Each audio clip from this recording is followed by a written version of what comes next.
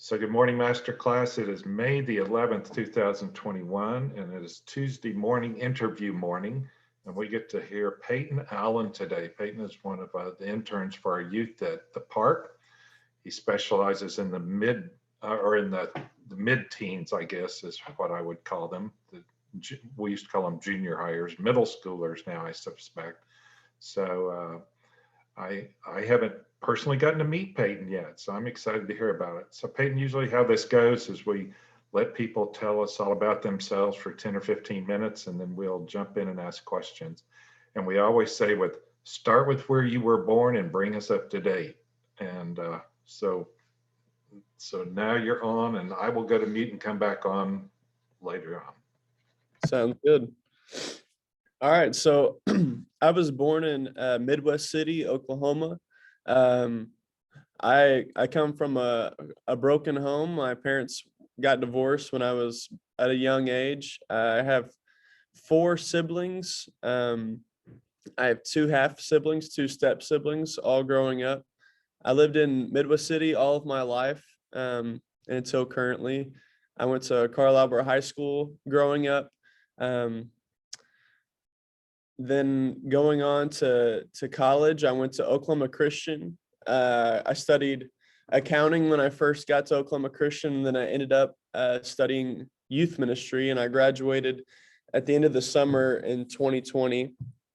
I did 4 internships for youth ministry. I did 2 internships in Weatherford, Oklahoma, and I did 2 internships here at the park.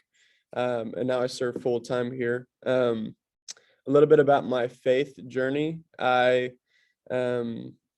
wasn't super active in my youth group through middle school. I was baptized before my freshman year of high school. I had been studying a while with one of my spiritual leaders. And then I got very plugged in my freshman year of high school through the rest of high school. And so those were very, very crucial years to my faith, and then which led me to go to Oklahoma Christian to continue that. I guess I'll talk a little bit about my transition from accounting to youth ministry, as it is a crucial role in my testimony as well.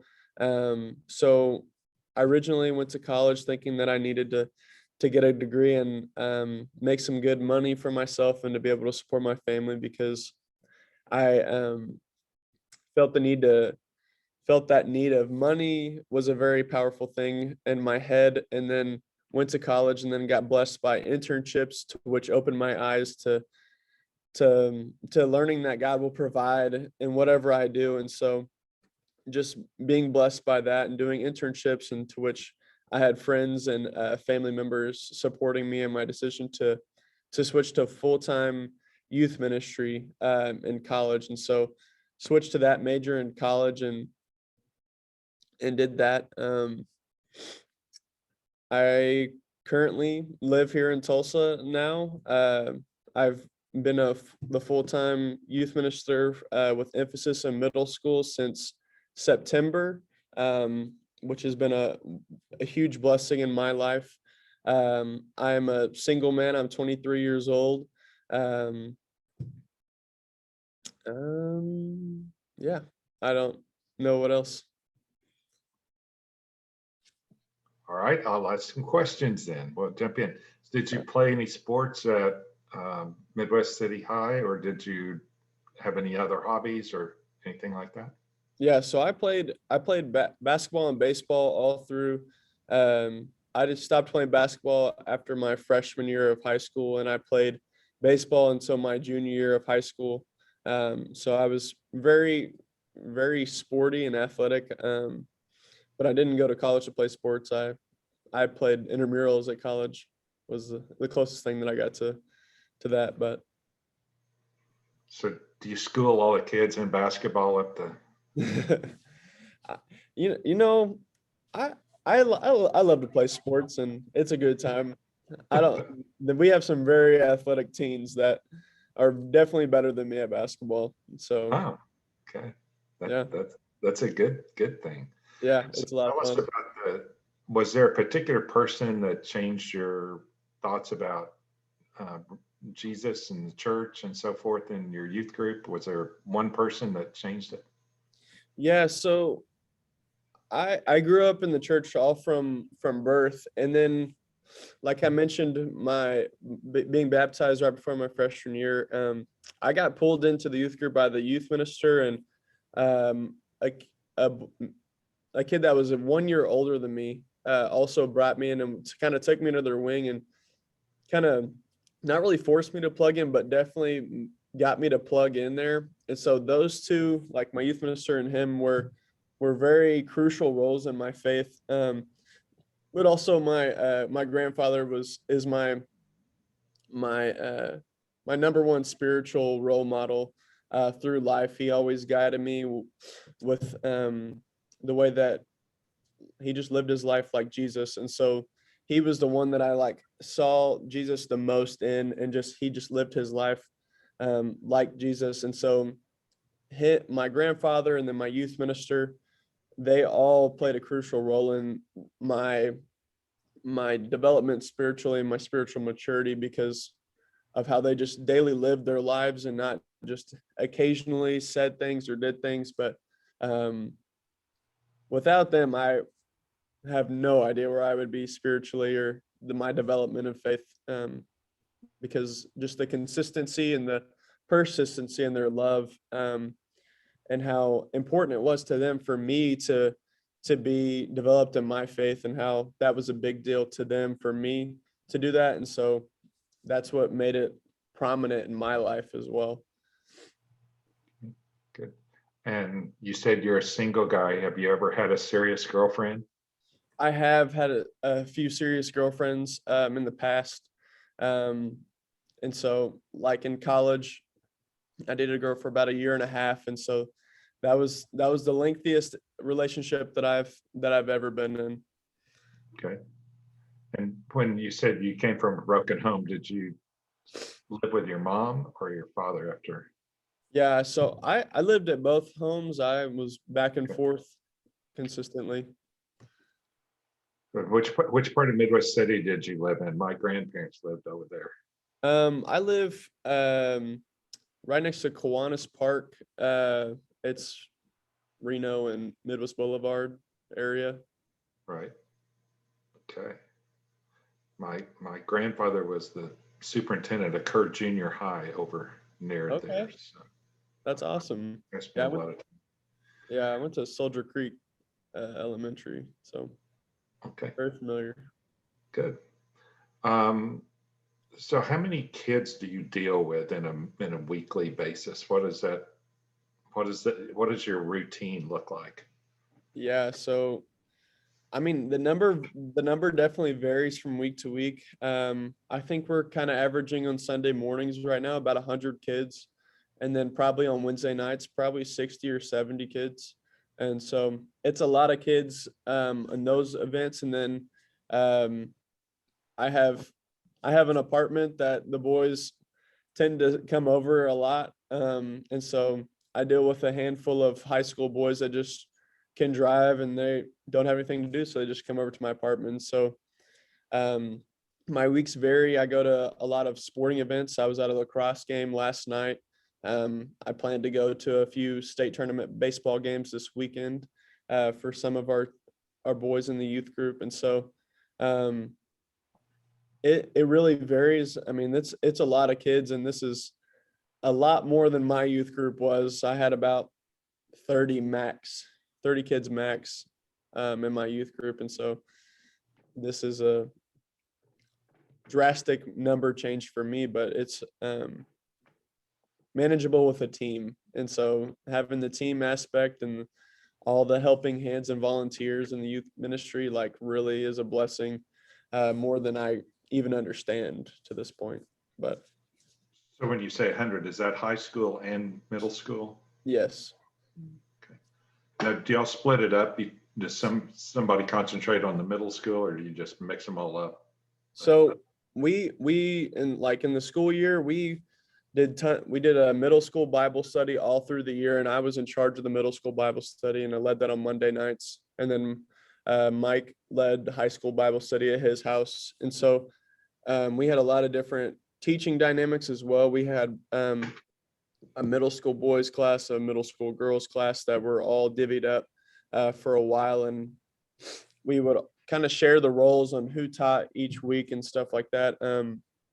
I would say that I'm first to teach middle school class. Like, I'm about to start a series through the summer that I'm in charge of, that I'm gonna like help the incoming interns to teach the middle schoolers, and kind of help them develop different ways to teach them, and maybe not as lecture based or whatever, and just to kind of tend to them and how they learn best.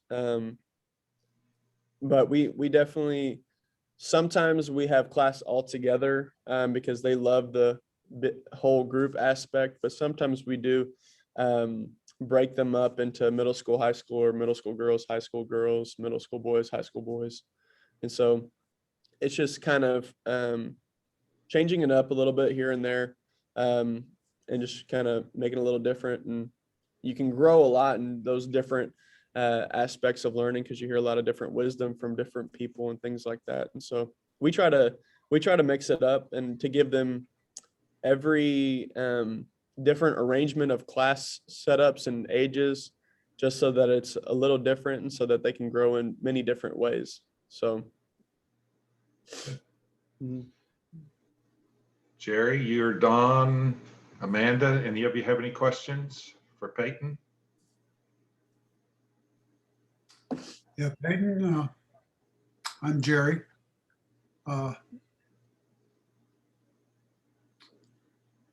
Who do you look to at the park for guidance? Are you involved with the elders and the other ministers, or how does that work?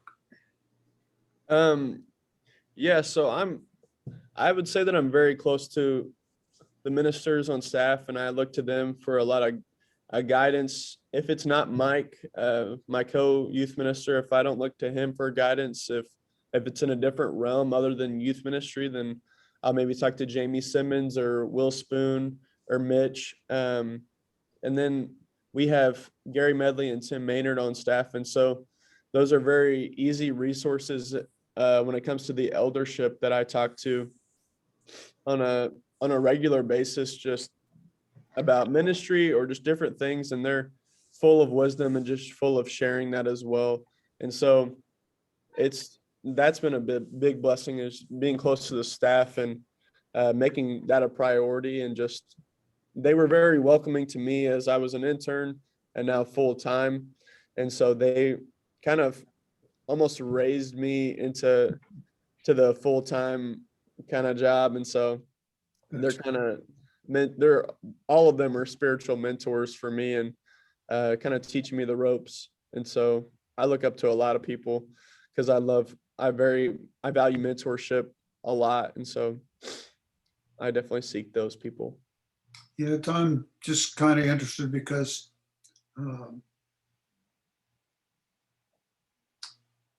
I left Jesus because of some of the deacons and things like that in the church where I was going. And it took a long time, 50 some odd years before I came back. Wow. But, and so I'm learning all over again. But all I can say is they were like they were always after me or to push me to do something that we hadn't even discussed. You know what I mean? It's like, and I was very shy, where they would want, 2 or 3 of the young guys to do the communion and say prayers. And it was very difficult for me. So all I can say is I caution you about people like me that were,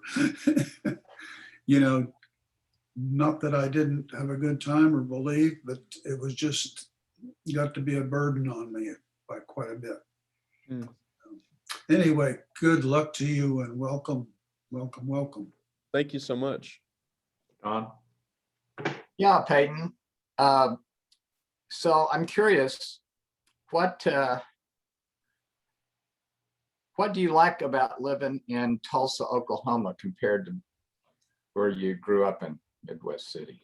Yeah, so Midwest City is a suburb pretty much of Oklahoma City, so it's not a huge town. But I love change, and so moving to Tulsa has been a great change for me, learning a new city and just the foreignness that it can carry, but also just like I have no family or anything of like anybody that lives close to here, and so that is it's just kind of like my place. And so just kind of in some huge developing years for me as I go into full-time job and full-time ministry, kind of just making it mine and kind of learning the ropes with meeting new people and a lot of uncomfortability.